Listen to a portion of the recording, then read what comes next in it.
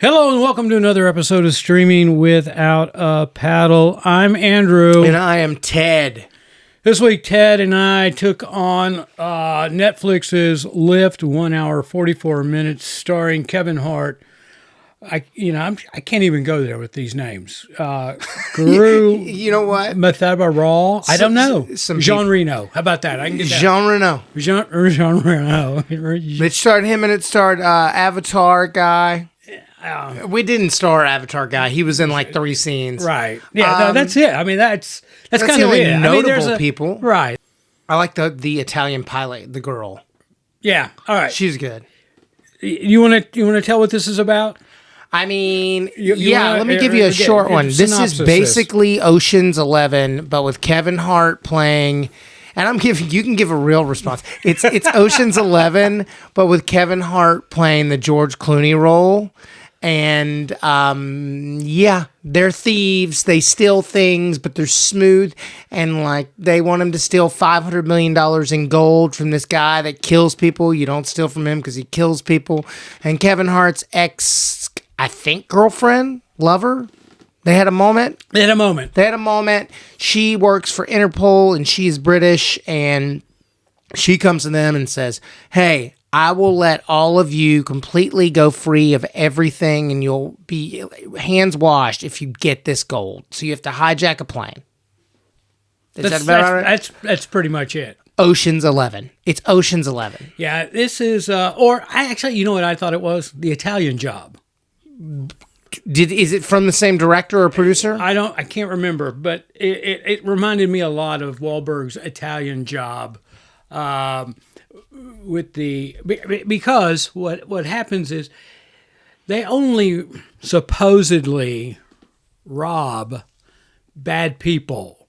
Yeah. And then they, turn around and flip what they do and in some sort of bargain deal with whoever had it before. But anyway, I was thinking Italian Job because it's based in Europe. It's the same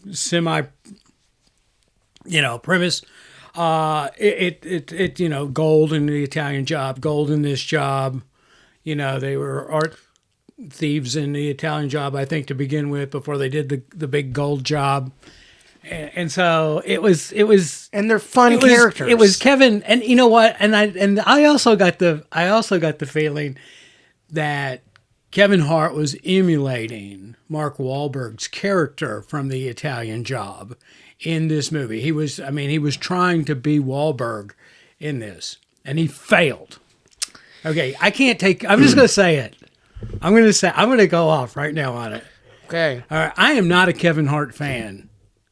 He is like watching somebody try hard. I mean, and this is the crescendo movie, because we had the Die Harder series or movies, whatever you want to call those, where he wants to be taken, Kevin Hart himself wants to be taken seriously as an actor and as a superhero. That was the build up to this movie, where he plays a serious actor or a serious character. Yeah, there's not one. He doesn't make a single joke in this whole movie. Right. And, and it just failed. It just, even no matter how much I was personally tempered, like a fine ganache to Kevin Hart's desire to be a serious actor, it just didn't work. So I like Kevin Hart. I think he's funny. I've enjoyed him in some movies. I love the Jumanji stuff. I just think him and The Rock together are funny. Ride Along was funny. And I get not wanting to be funny. I get being sick of it. Let me go do something else. The biggest problem I had here was watching him in the fight scenes. I was like, all of this is unbelievable. All of this looks like 2 teenage boys being thrown around. Oh, when this movie was in pre-production, somebody said, okay, order us a box of movie magic. Okay, because we're going to need to spread a lot of movie magic. Matter of fact, order 2 boxes of movie magic, because there were so many things that were so nonsensical in this movie, technology-wise. I just like, okay. And my biggest problem was the action. I just didn't believe him fighting people. I mean, No. I hate to say that, but like, I'm not being mean, but you're not a huge man, and you're getting thrown around the plane, and you're throwing people around the plane, and you're fighting. It just doesn't. If it's not, I just don't get it. It just doesn't make any sense physically. If Brad Pitt was in this movie, if Mark Wahlberg was in this movie, I mean, Matt Damon was in this movie.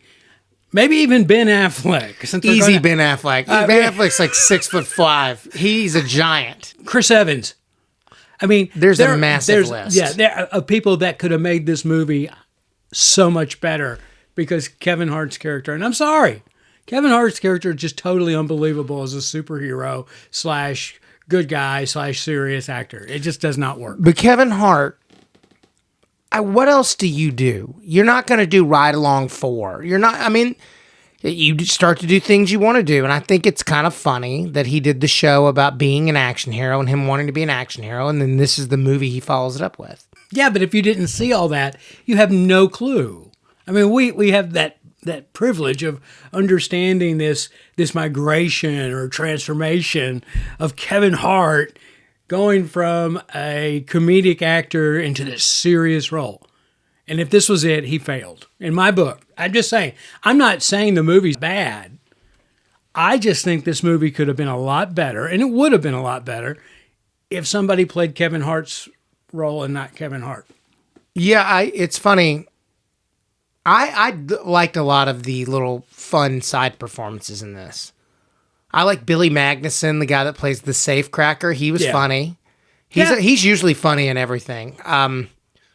Yeah, I don't know. I think everybody else was good. It's just I just couldn't buy Kevin Hart as a serious brains of the operation guy. It's not that he wasn't good. What it is we can't buy it. We You can't buy it. I'm sorry. Can't. But also it's like when John Belushi tried to be serious. It's like, I'm not buying it, Continental buddy. Divide. Yeah, not buying it.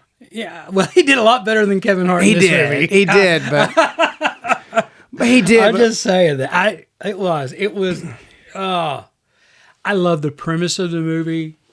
I think it got a little silly with the technical stuff, and that's why I said a big box of movie magic dust and all that. But that could have been worked out, I think, with somebody else. In general, I think the overall thought process, the general synopsis of this movie, is a good idea.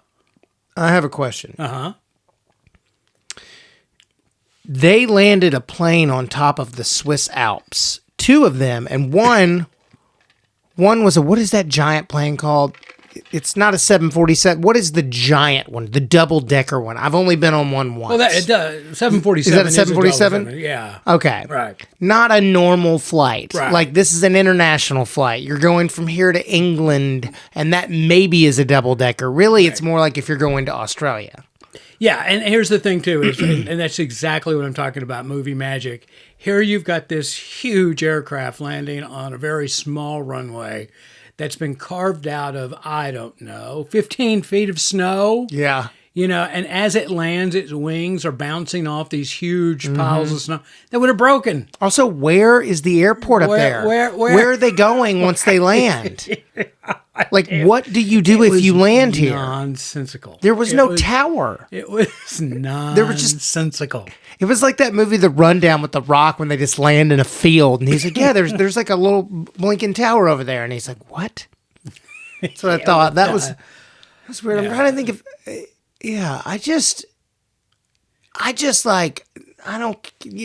this movie wasn't my thing. I don't have a lot of great things to say about it.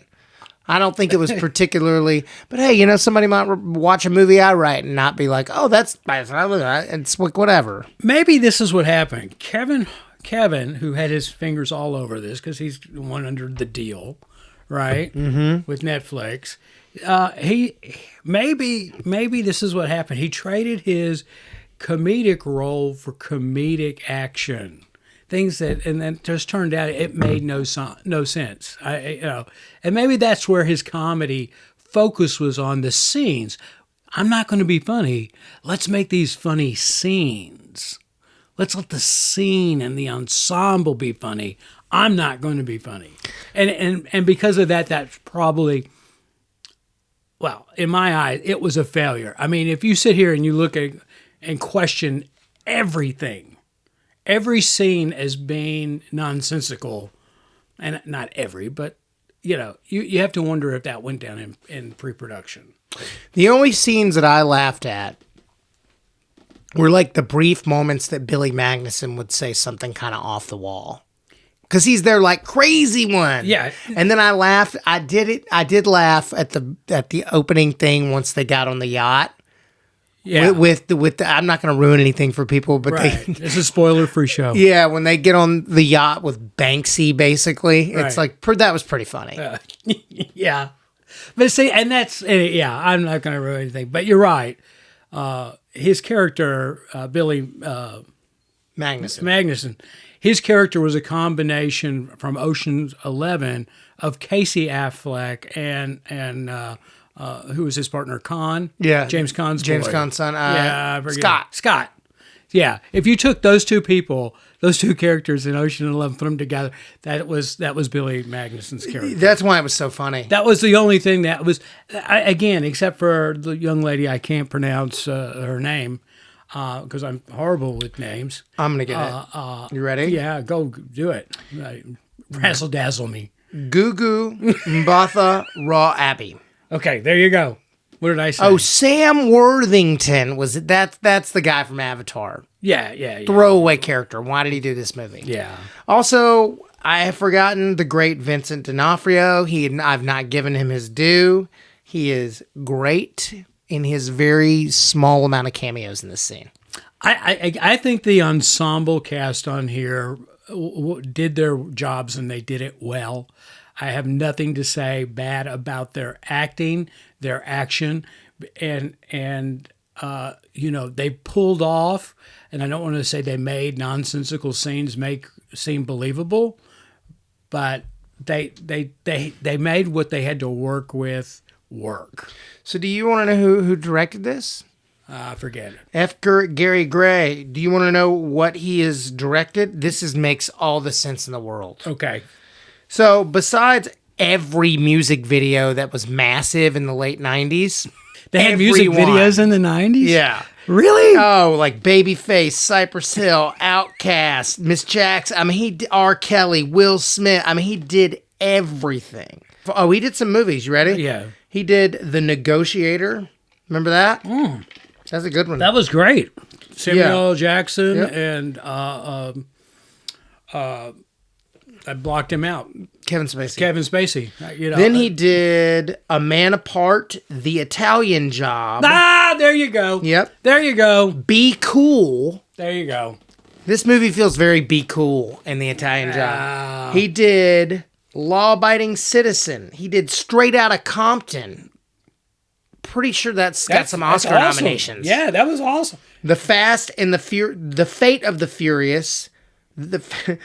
Men in Black International, and now Lift. He's a blockbuster director. He is great. I mean, I didn't think the direction was bad in it. No, the direction was great. Yeah, I just think that the script was nonsensical. And, what kind of input did he have in the script? I don't know. He didn't have any. So, I don't know. He had zero. This was written by the same person that wrote the movie 12 Rounds, starring John Cena before he got funny. Oh, which, John Cena was not in this movie, which was a pleasant. No, but I've seen 12 Rounds, and it's true. That's like John Cena before he figured it out. Oh, I haven't seen 12 Rounds, so anyway. He's figured it out now. I don't, again, I like the story.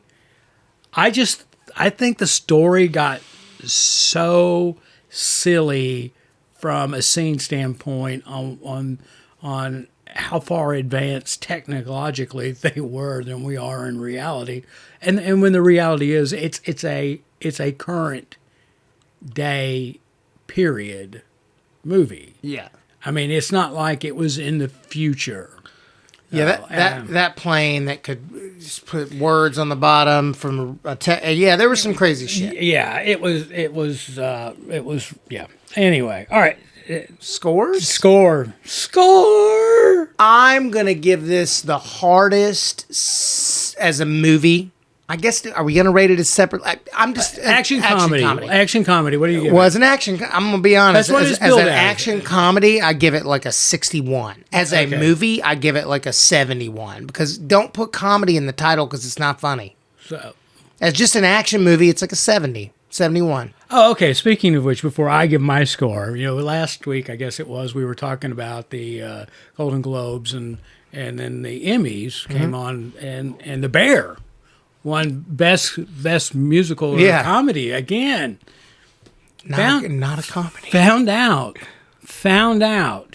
the producers get to pick the category that they want to be in. And they pick that because they know they'll win just because the show's good. And it is good. I watched some more episodes of it. I like The Bear, but it's not a comedy. It's dealing with a lot of stuff. And they've caught a lot of heat about it. So it wasn't just me and you. People are scratching their heads.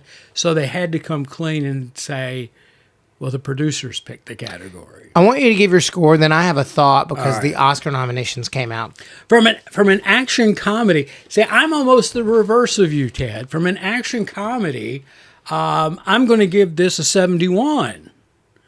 But for a general movie, this is a 60. And it's all because of the weight of Kevin Hart. I'm not going to mince words. Come on, Kevin. Bring it on. I'll take you on. He's also at that place where he's so big.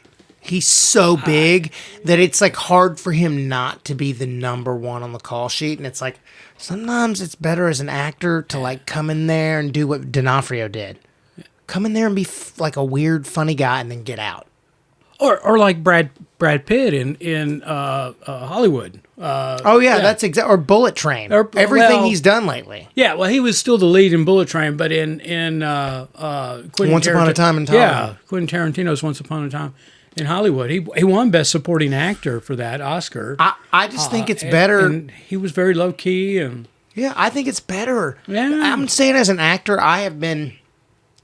Of like the 30 or 40 things I've done, I've probably been one of the main 4 people 5 times. And it is so much more fun to come in for 3 or 4 days on like a movie they're shooting for 21 days, do your 2 scenes, and get out. Yeah, like Knives Out, Glass Onion. Yeah, exactly. Yeah, a bunch of people in and out. All right, what were you going to say? The Oscars were nominated today, and I just want to say... massive snub to Margot Robbie. Massive snub. Yeah. Like, what is wrong? I don't think she would have won. She wouldn't have won. It doesn't matter. She played like this iconic, like, character thing, and it's like this toy. But it's a huge thing. I don't know, man. I was surprised. Yeah. I read the list and I didn't really catch that. I was just like, it's the same old here. It just seemed like there was a lot of, it's the same films over and over and over. No, there were no spoilers, no squeakers that came in and so we did the Holdovers a couple of weeks back. I hope they win. I hope they win, sweep every category they're in. Because I love that movie. Now, again, I haven't seen Oppenheimer. I don't want to see it. I'm going to. That's the problem. I don't give a shit about Oppenheimer. I'm going to. I'm going to do it too, but I don't care. Well, I like Robert Downey Jr. I hope he wins. I hope he wins an Oscar. He's won so far. Everything. Golden Globes. Yeah, but that's the blow of death. Yeah, so. That's like, I love Paul Giamatti, but I'm like... He just won something else, too. I'm sure, but I'm like, Paul Giamatti, you're probably not winning this because that's the blow of death. You don't win everything and then get the Oscar, usually. All right. Okay. And in today's other news, which, speaking of Kevin Hart, and The Rock, and this is where I have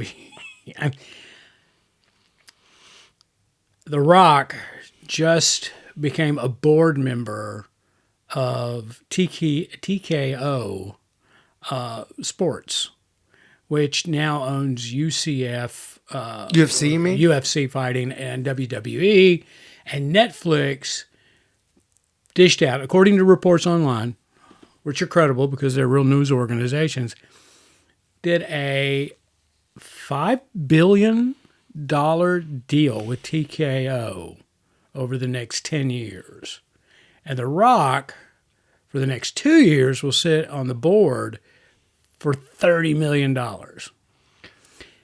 That's just wasting subscriber money as far as I'm concerned. And that's owned by, TKO is owned by Endeavor and William Morris. William Morris Endeavor. Yeah.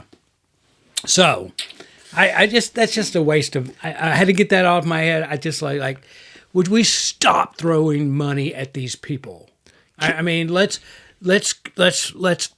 use that money to incubate new people. I'm no offense. I'm tired of seeing Kevin Hart. I'm tired of seeing The Rock.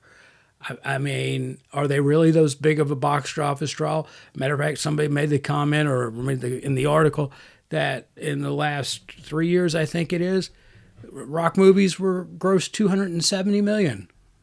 Big whoop. Is anybody really that big of a draw in this day and age? But that's what I'm saying. Stop throwing money at those people. We've had this talk before. There's no new actors. It's ridiculous. There's like 7. You can name them. That Saltburn thing. You seen that? Yeah, no. We should discuss that thing. Okay. You should watch it. All right.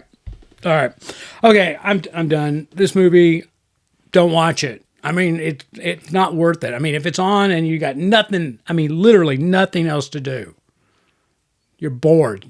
If you want to piss your spouse off and say, hey, I got a great movie to watch, put on Lyft, okay? Because it'll make them angry. If you love The Italian Job, though, this is your movie.